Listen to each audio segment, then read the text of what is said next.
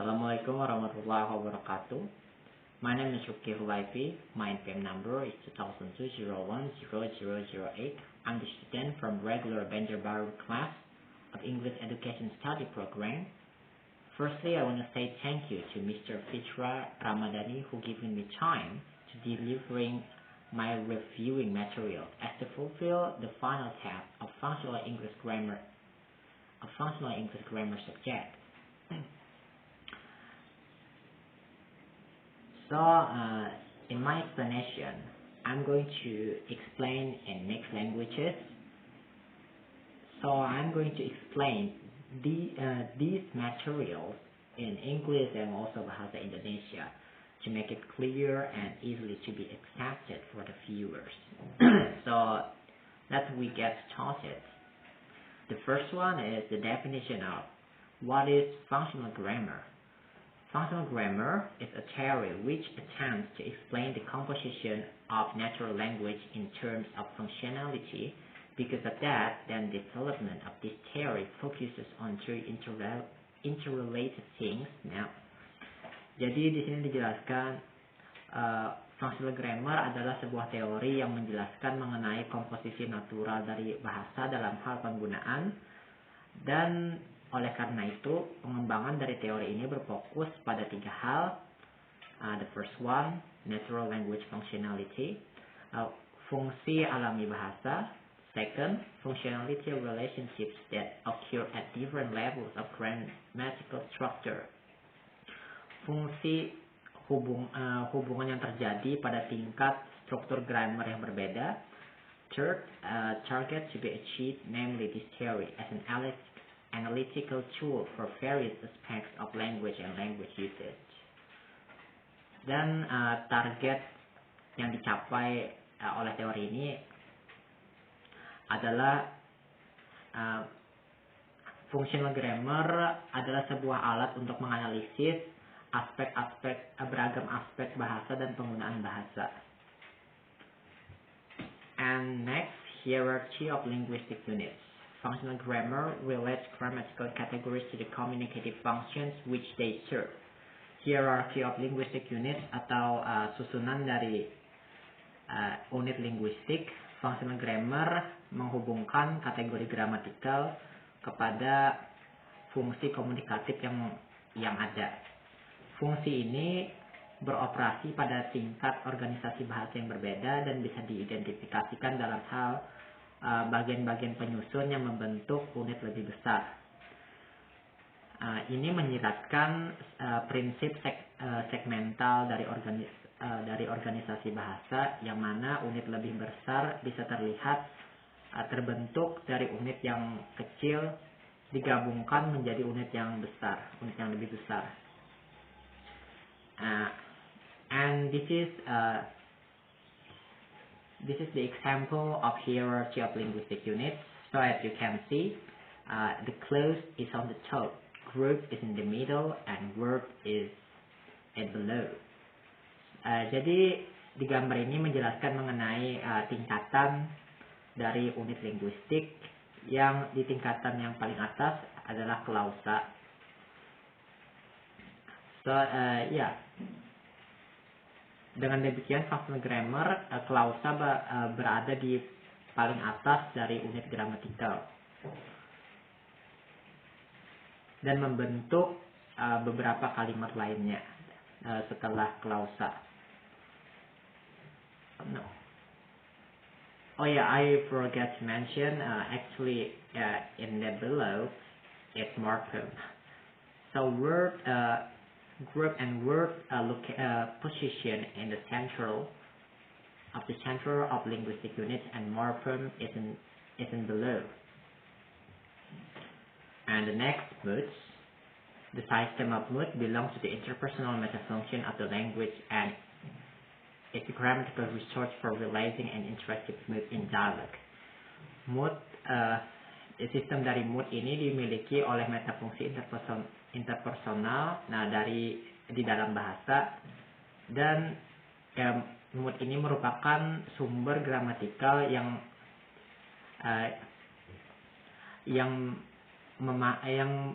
memahami atau mempelajari perubahan interaktif dalam dialog. Menurut Martin Matheson tahun 1997. Jadi mood ini memerintahkan fitur struktur basic dari kalimat. Apakah kalimat tersebut mengandung deklaratif, interrogatif, atau imperatif. Dengan demikian, sistem mood ini adalah bagian dari grammar yang sangat inherent, dikarenakan sistem mood ini mempelajari tentang suasana hati dari pembicara tersebut dan mencoba memaknai apa sebetulnya yang si pembicara katakan melalui mood ini.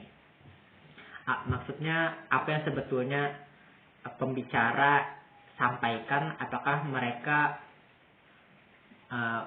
mengeluarkan kalimat deklaratif atau keterangan, interrogatif, bertanya, ataupun imperatif, perintah. Dan dengan menggunakan sistem mood ini,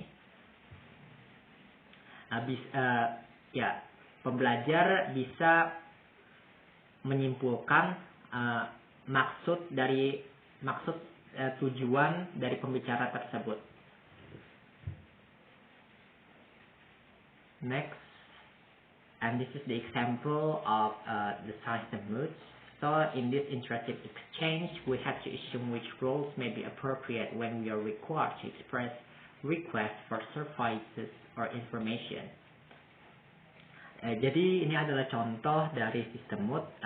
Di dalam perubahan interaktif ini, kita harus mengasumsikan peran mana saja yang cocok ketika diminta untuk mengekspresikan permintaan untuk pelayanan ataupun memberikan informasi.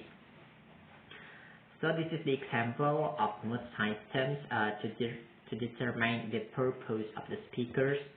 Jadi ya ini adalah contoh untuk dari sistem mood atau sistem suasana hati yang agar kita mampu memahami kalimat dari pembicara tersebut.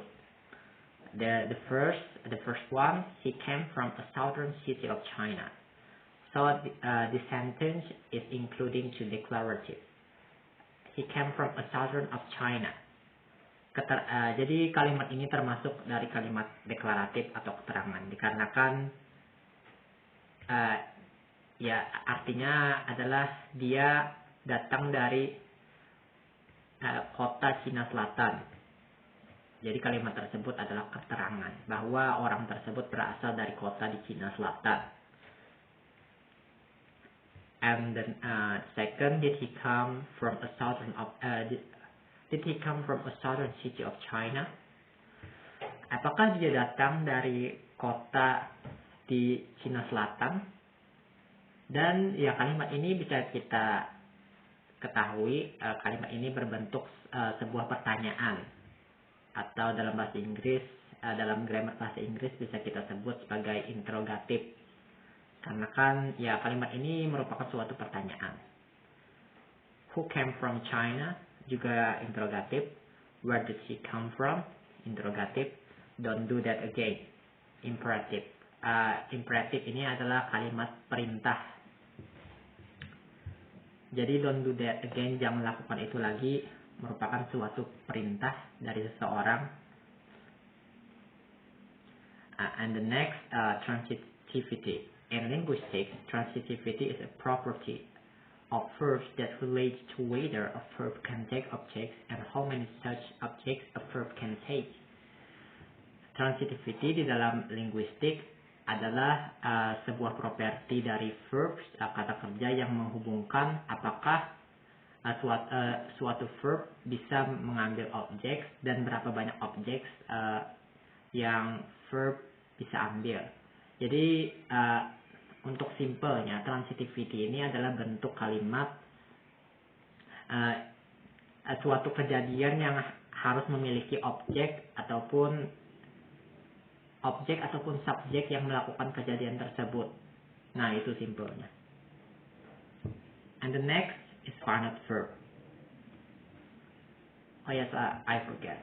So the example of transitivity, it must be have subject or object to do for that action.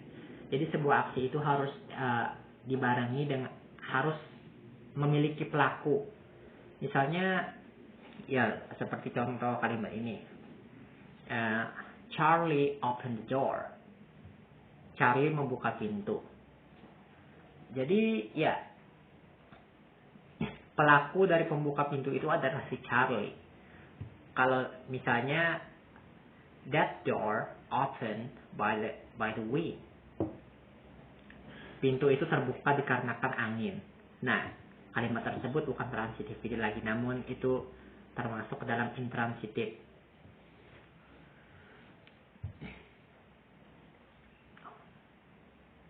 And the next final verb. Final verb is the main verb in English sentences. This type of verb is not accompanied by an auxiliary, nor is it changed into present participle verb in. Jadi final verb ini adalah verb utama dari kalimat bahasa Inggris. Tipe dari verb ini tidak dibarengi oleh auxiliary ataupun perubahan dalam bentuk present participle atau menggunakan verb in. Dan ya, final verb ini hanya digunakan pada bentuk tenses present tense dan past tense. Dan tidak menggunakan auxiliary pada kalimat. Dan ini adalah contoh kalimat dari final verb.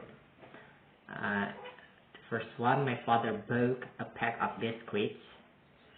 The president promises to change Indonesia. The truck demolished the restaurant. She runs every day. David plays piano.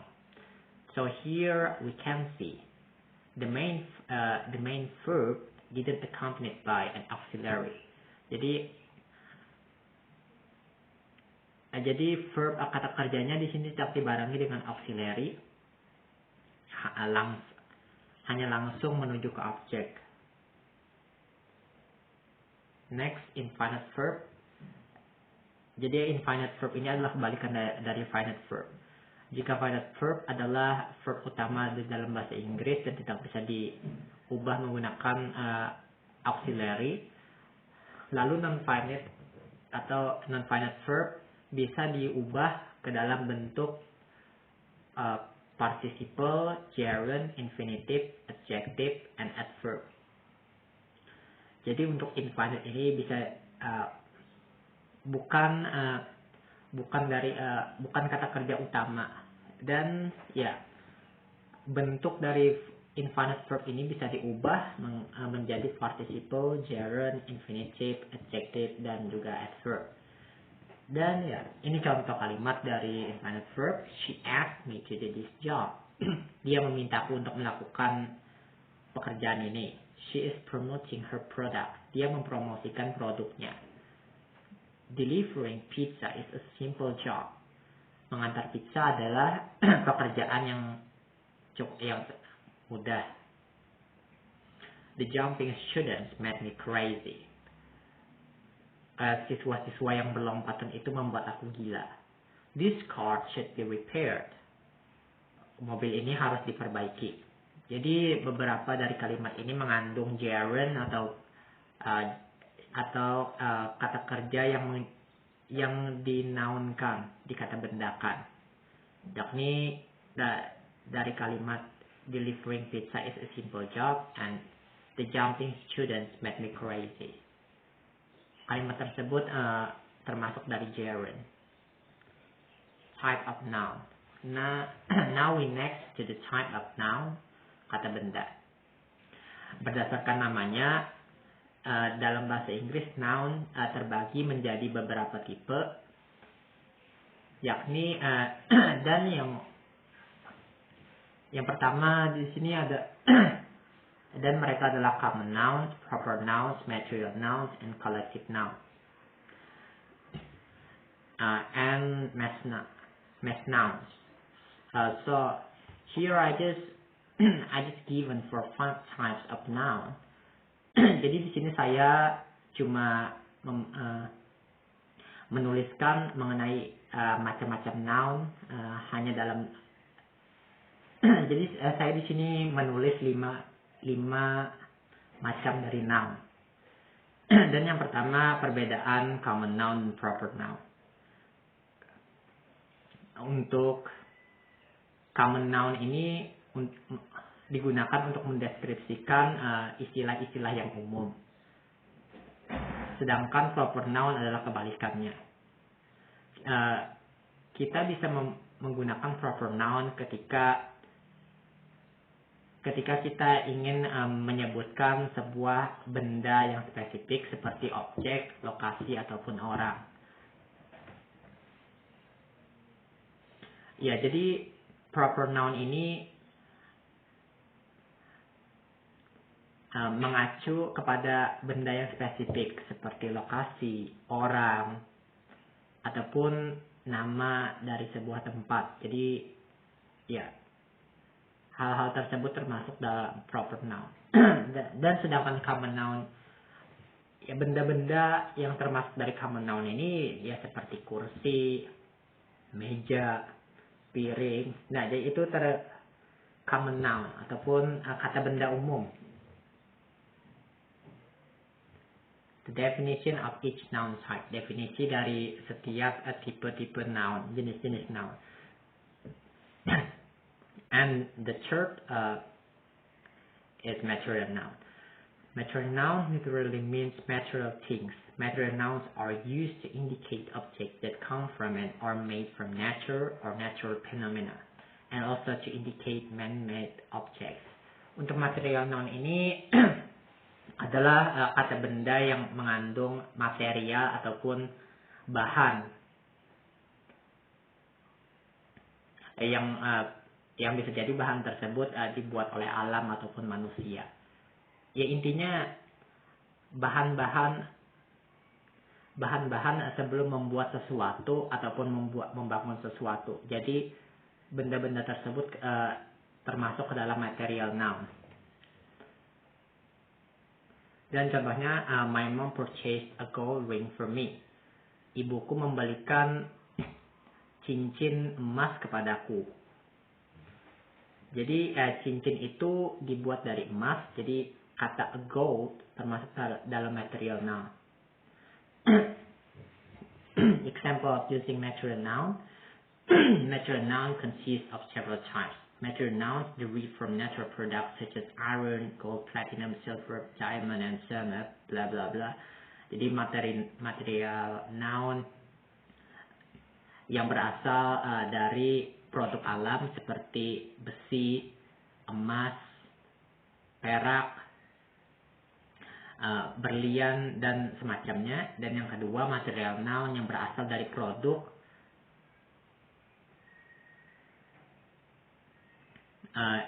yang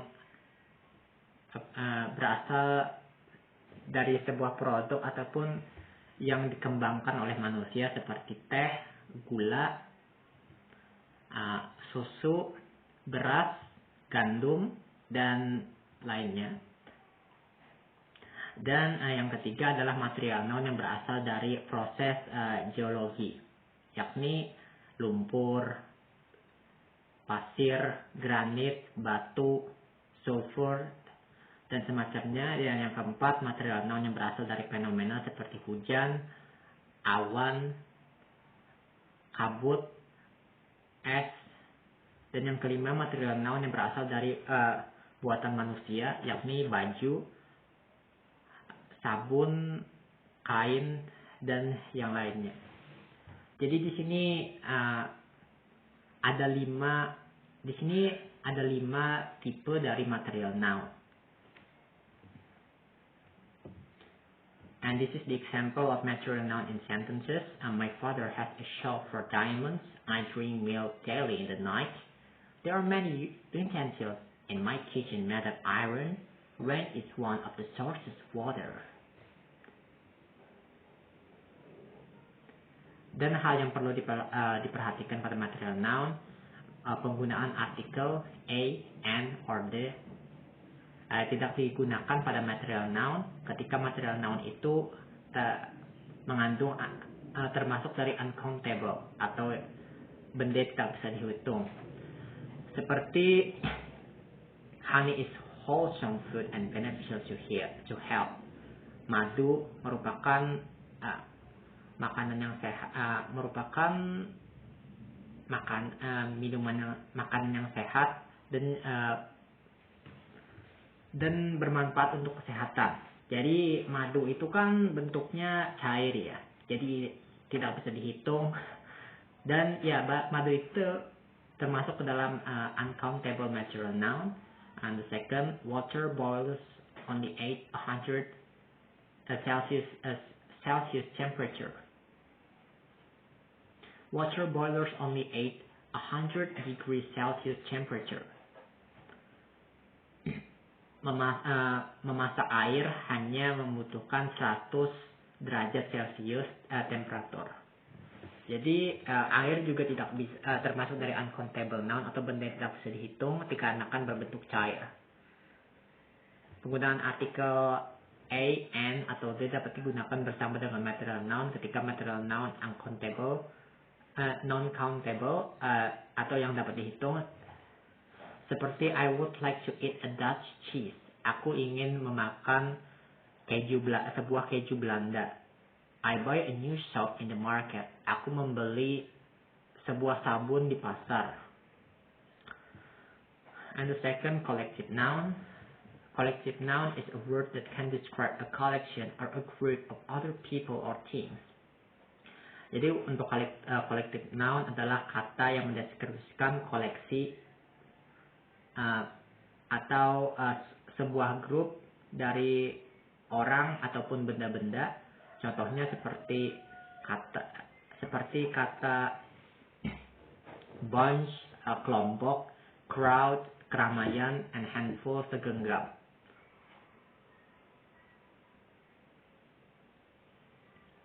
Jadi collective noun ini adalah noun yang bisa yang membentuk suatu kelompok atau suatu kelompok ataupun suatu benda yang dikumpulkan dan bisa dihitung. Namun seperti hewan ternak, sayuran di pasar ataupun tim dalam sebuah grup. Jadi ya itu termasuk dari collective noun. Jadi ini adalah beberapa contoh dari collective noun. Herd, a group of herbivorous animals, sebuah grup dari hewan herbivora, hewan pemakan rumput. Pack, a group of animals such as dogs or wolves, can also be used for playing cards. Pack, sebuah kelompok dari hewan anjing ataupun serigala. Namun pack ini juga bisa digunakan untuk mengacu pada kartu atau setumpuk kertas. Flock, kawanan burung, bisa juga digunakan untuk kambing dan domba. Swarm, kawanan serangga. Shoal, kawanan ikan. Group, the most common terms to describe people, places, things, and animals. Group, sebuah kelompok yang bisa dibuat oleh orang ataupun untuk mengacu pada benda-benda, hewan ataupun tempat. Crowd, keramaian. Gang, sebuah kawanan kriminal. Mob,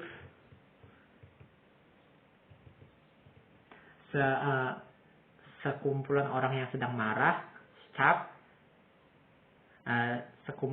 sekawanan orang yang bekerja di sebuah tempat.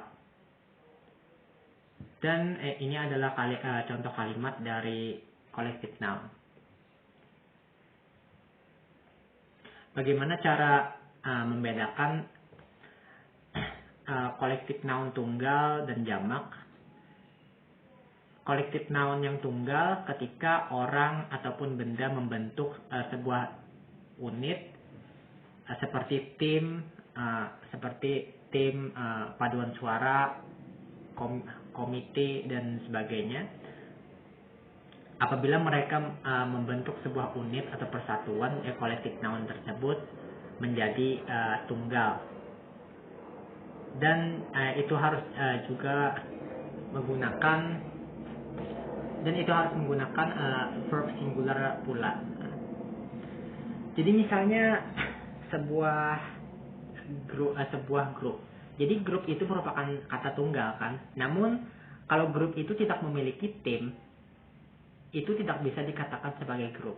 Nah, itu contoh dari singular collective noun atau singular collective noun atau collective noun yang tunggal. Jadi collective noun yang tunggal itu membentuk sebuah unit, namun harus memiliki sekumpulan orang untuk membentuk unit tersebut.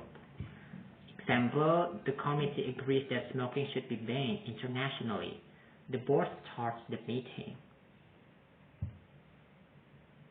Dan untuk bentuk plural, bentuk jamak, dan collective noun, mereka memiliki karakteristik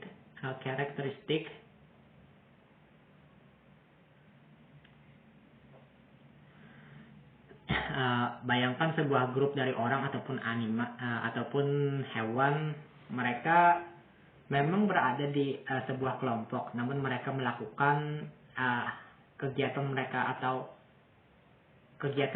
aktivitas mereka masing-masing. Ketika sebuah collective noun atau sekumpulan orang, mereka melakukan kegiatan mereka secara individual, jadi collective noun tersebut menjadi jamak atau plural. Contohnya, the class wait for their teacher. Some are talking to each other, some are studying.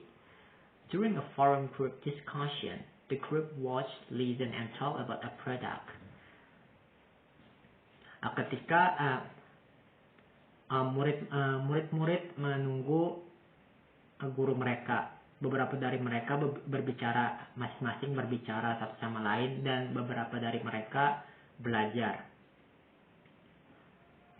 Selama forum diskusi di dalam grup, beberapa grup ada yang memperhatikan, mendengar, dan membicarakan tentang sebuah produk. And the last is mass noun. Mass noun is another word for uncountable noun, which is a noun whose number cannot be counted by counting numbers. These nouns are also called noun. Jadi mass noun ini untuk sederhananya adalah uncountable noun atau kata benda yang tidak dapat dihitung.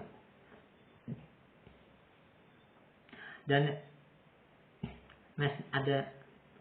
salah satu karakteristik dari mass noun ini memiliki bentuk yang tunggal dan tidak bisa diubah menjadi jamak. Contohnya, coffee is bad for our stomach. Milk is very good for growing up. Chocolate is bad for teeth. Water is very good for health. So,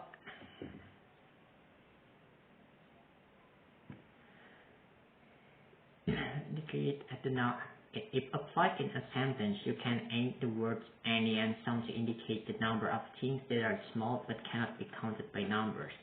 Apabila diaplikasikan pada sebuah kalimat, kita bisa menambahkan kata any dan some untuk mengindikasikan jumlah dari benda-benda yang kecil dan tidak bisa dihitung oleh angka. Contohnya seperti gula, saus, dan garam. Contoh kalimatnya adalah, my mother broke some sugar for the cake. Ibu membeli beberapa gula untuk membuat kue. Melissa took some onions from their kitchen. Melissa mengambil beberapa bawang dari dapur. Berlian asked for some sauce for her meatballs. Berlian meminta saus untuk baksonya. Yuli asked for some salt to make fried rice. Yuli meminta beberapa garam untuk membuat nasi goreng. So, this is the end of my explanation of reviewing the materials. Well, that's it for me. I'm sorry for my mistakes. Thank you.